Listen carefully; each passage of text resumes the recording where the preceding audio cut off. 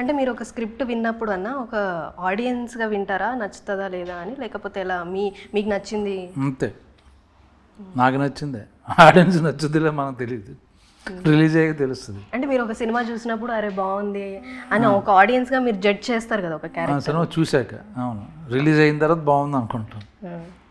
అలాగే చెప్పినప్పుడు బాగుంది ఇది అంటే బేసిక్ మనకు నచ్చాలి కదా, మనకు నచ్చి చేస్తే అది జనాలకు కూడా నచ్చుద్దని ఫీలింగ్తో చేస్తాం మనం. మనకు నచ్చకుండా వేరే వాళ్ళకి ఎవరికి నచ్చదు.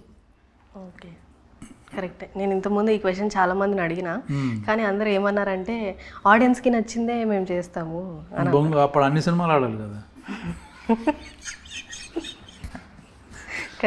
రిలీజ్ ఎన్ని సినిమాలు రిలీజ్ అవుతున్నాయి, సపోజ్ 150 రిలీజ్ అవుతున్నాయి అనుకోండి సంవత్సరానికి, అందులో ఓ 10 సినిమాలు ఆడతాయి, 2 బ్లాక్ బస్టర్లు ఉంటాయి, 3 ఎబో యావరేజ్లు ఉంటాయి, ఇంకో 5 డబ్బులు వస్తాయి. అది పర్సంటేజ్.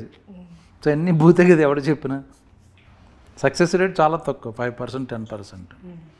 అందులో మనం ఉండడం మన అదృష్టం అంతే. కరెక్టే. ఓకే, సో మీరు నెక్స్ట్ ఇంకా ఎట్లాంటి స్టోరీస్ వినాలనుకుంటున్నారు, చేయాలనుకుంటున్నారు?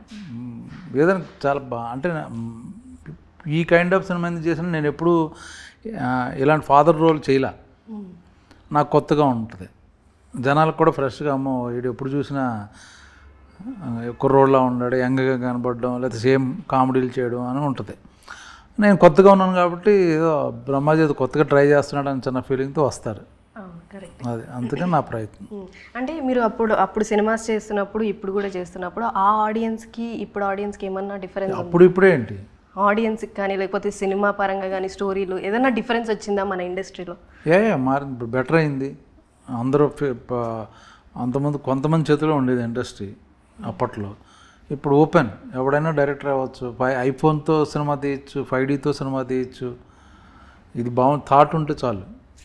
Everybody can become film maker, everybody can become a reviewer. అది ఇప్పుడు అందరూ రివ్యూలు రాసేస్తున్నారు కదా, ఆడియన్స్ రాస్తున్నారు, థియేటర్కి వెళ్ళినప్పుడు బయటకు వచ్చినట్టు చెప్తున్నాడు, అన్నీ అలాగా బాగుంది. ఇప్పుడు ఈ మౌత్ టాక్ మీద మీ ఒపీనియన్ ఏంటి అన్న? మౌత్ టాక్ వల్ల సినిమా ఆడద్ది, అంటే మంచిగా ఉన్న సినిమా గురించి కూడా. ఇప్పుడు మంచిది మా సినిమాలకు మౌత్ టాకే హెల్ప్ అవుద్ది.